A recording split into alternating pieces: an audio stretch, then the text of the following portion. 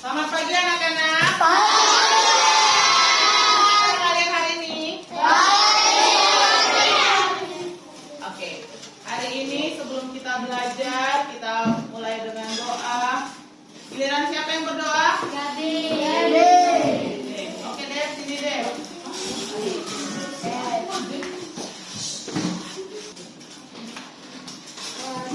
Everybody stand up, please.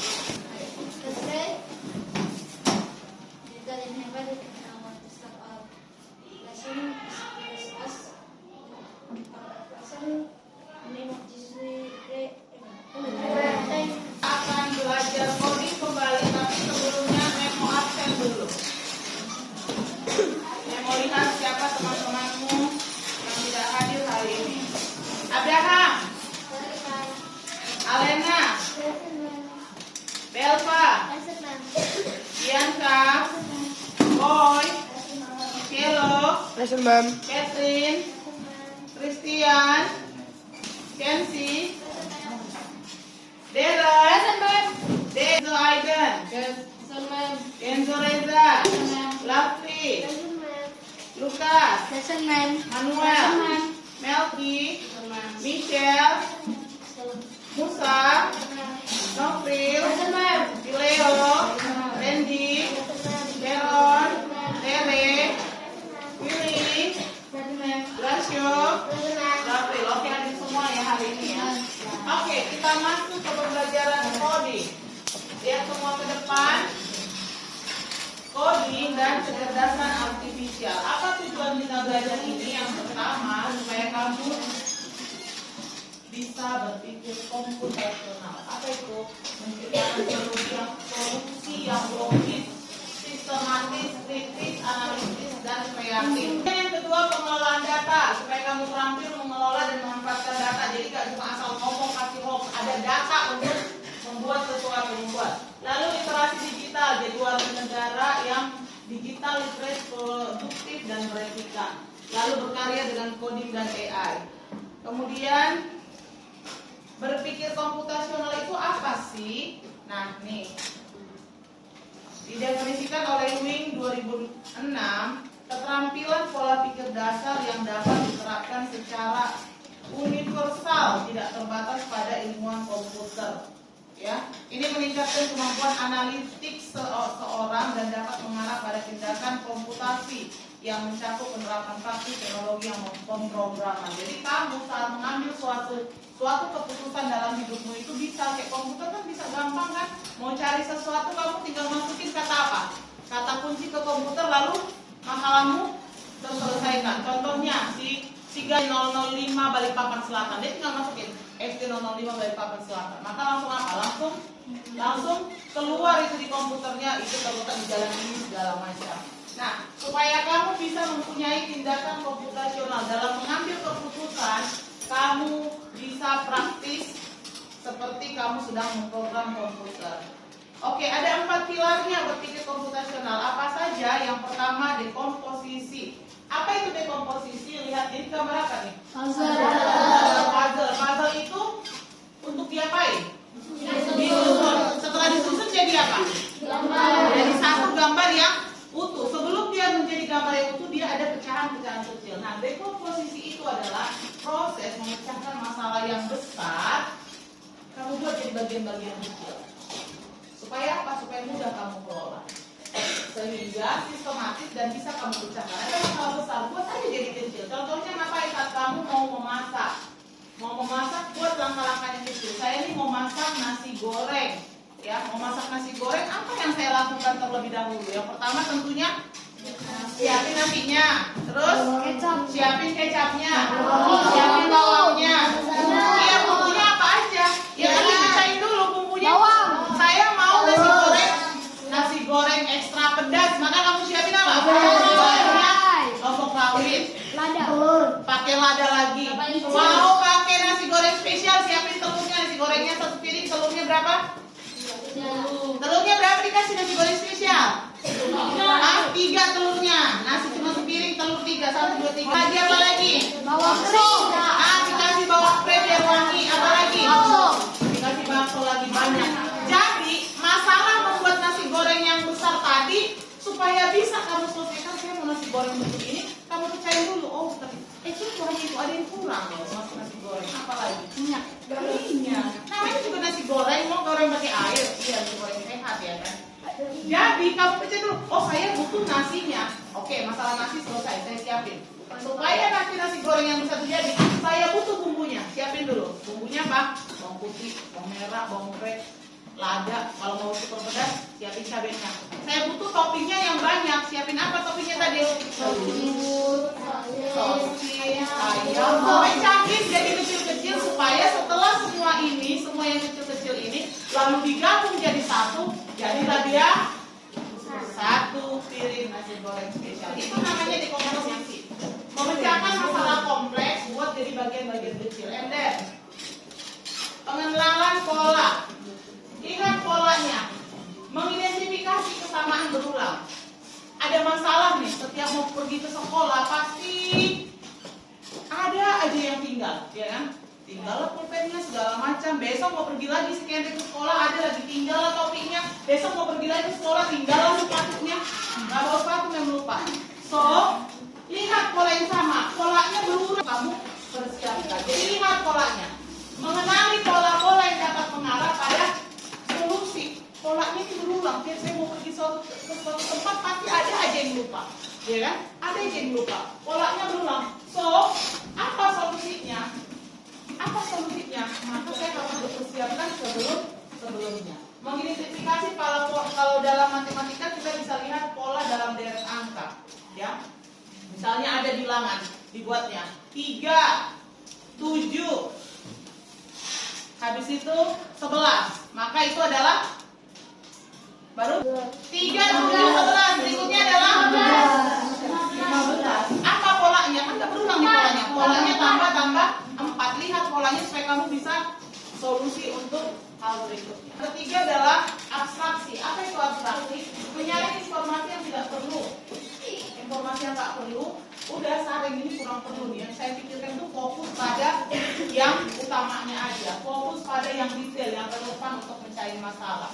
Contohnya, kamu mau deskripsikan kursi, mau deskripsi pada fungsinya, nggak usah bingung. Tapi itu kan kursi plastik, itu kan kursi kayu, itu kan kursi besi, segala nggak usah. Itu nggak penting. Pentingnya itu adalah kamu deskripsikan kursi itu fungsinya untuk apa? Untuk duduk. Udah mau plastik, mau besi, fokus pada yang detail dan relevan untuk memecahkan masalahnya. Nggak perlunya itu sare. Algoritma, apa itu algoritma? Mengembangkan urutan instruksi yang logis bertahap untuk mencapai solusi. Jadi untuk memecahkan suatu masalah, kamu buat urutan-urutannya, tahap-tahapannya apa?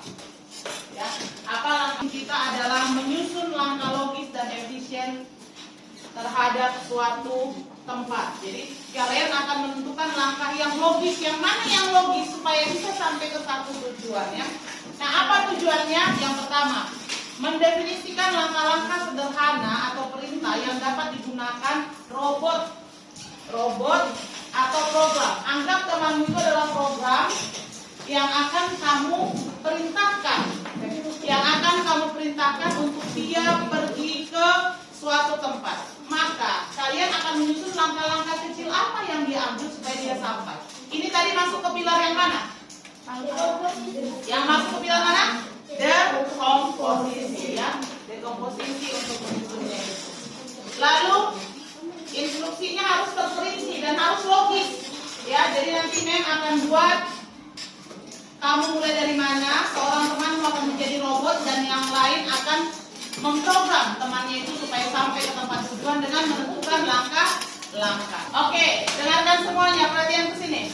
Mem sudah buat tanda-tanda di lantai ini yang akan dilewati oleh robot yang akan kalian program.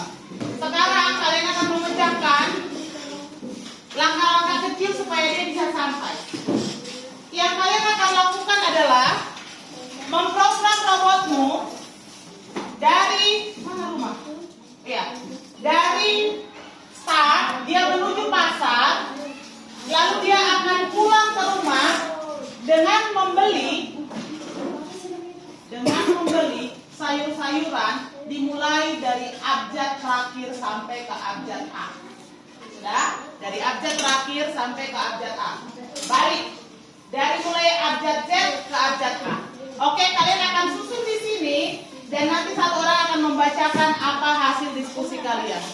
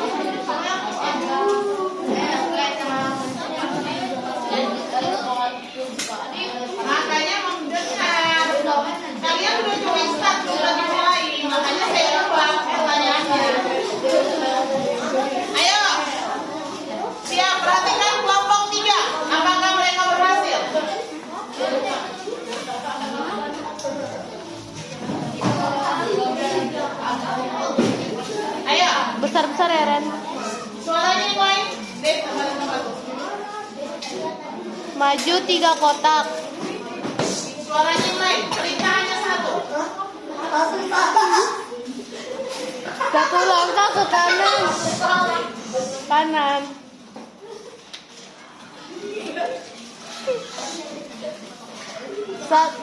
Satu langkah maju.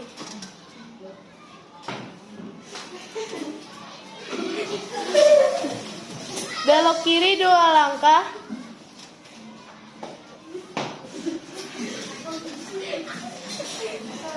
Belok kiri 3 langkah.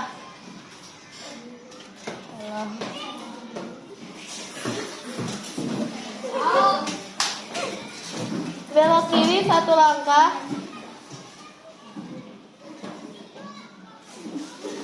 Belok kiri 2 langkah. Oke. Kelompok 3 sudah banyak menginjak, harusnya nggak boleh diinjak ya, Tot ya. Selanjutnya kelompok berapa lagi? Robotnya nggak ikutin aturan. Siapa yang masuk? Robotnya berat kiri.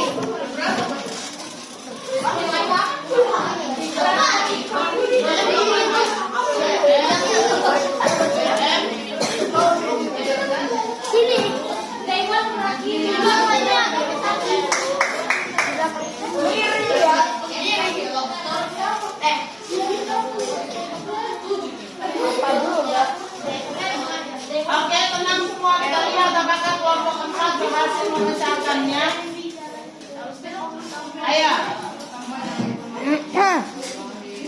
Maju 3 langkah.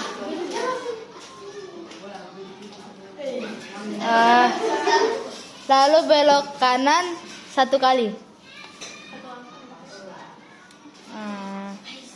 Mundur 1 langkah. Kanan kiri, jangan Mundur 1 langkah. Harus perintah mundurnya nggak ada harusnya. Mundur belok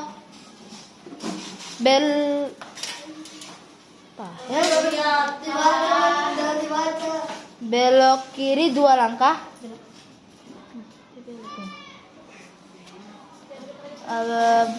Maju 2 langkah. Maju 2 langkah.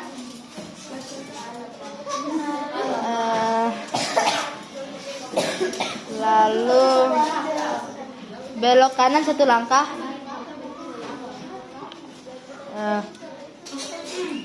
Belok kanan 2 langkah.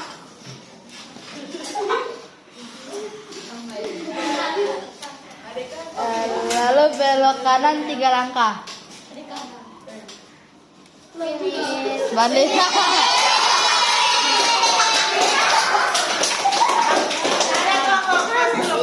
Ada kelompok. Oke, sudah. Satunya yang berhasil lagi melangkahnya. Oke.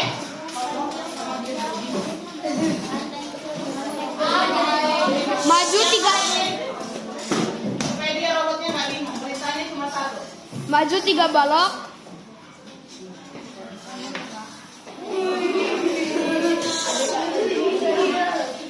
Belok kanan 1 balok. Belok kanan 1 balok.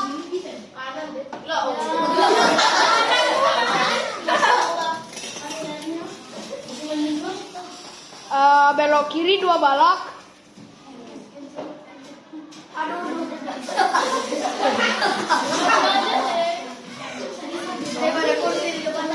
Belok kiri 1 balok.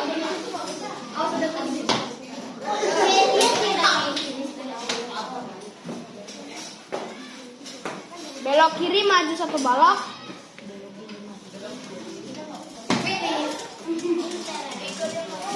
Belok kiri maju 1 balok. Finish. Oke. Maju 3 langkah.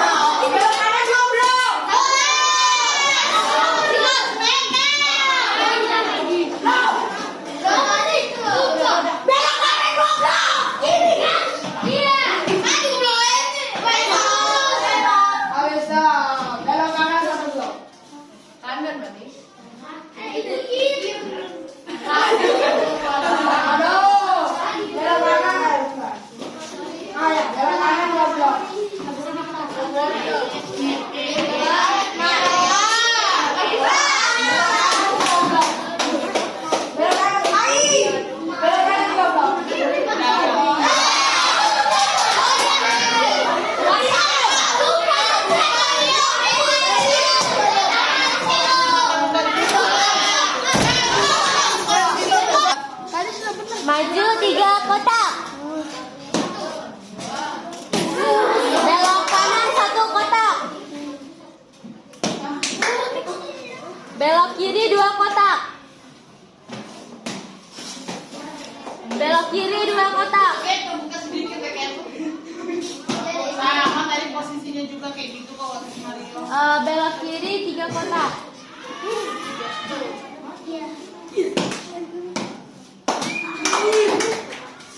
Belok kiri 1 kotak.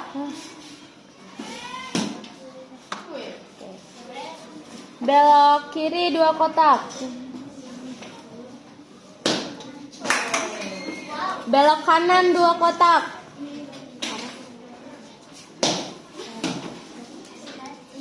Belok kanan 3 kotak.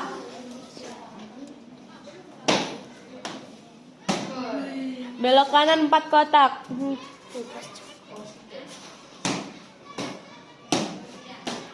Belok kiri 1 kotak. Lihat ya, cara membelokkan kakinya. Belok kiri 1 kotak. Lihat cara dia membelokkan kakinya. Nah, sesuai aturan yang benar. Belok kiri 1 kotak. Tuh, cara membelokkan kaki ya. Jadi Belok kiri 1 kotak. supaya kamu tetap pada tujuanmu. Belok kanan 3 kotak.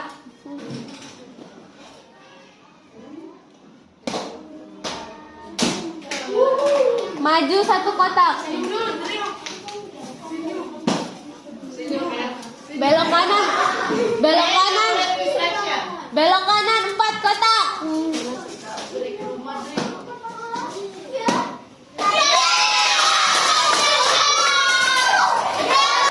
Oke, jadi dari kegiatan yang kita lakukan, apa yang kita bisa pelajari untuk boleh mencapai ke rumah, apa yang harus kita lakukan? Apa yang harus dilakukan? Yang pertama, dengarkan instruksi. Yang kedua, si pemprogram harus apa yang memprogram? Harus benar. Yang programnya salah, robotnya pun salah. Lalu untuk sampai ke rumah harus dipecahkan dulu. Berapa langkah itu pecahin ya?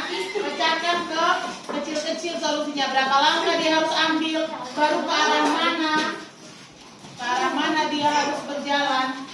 Menjadi kelompok-kelompok kecil untuk dia boleh sampai ke rumah. Oke, demikian saja kegiatan kita hari ini. Kita akan berdoa dipimpin oleh Brains. Everybody stand up, please.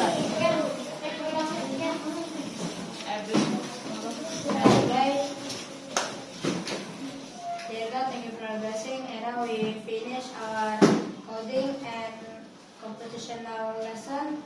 Please bless us. In the name of Jesus we pray. Amen. Oke, terima kasih.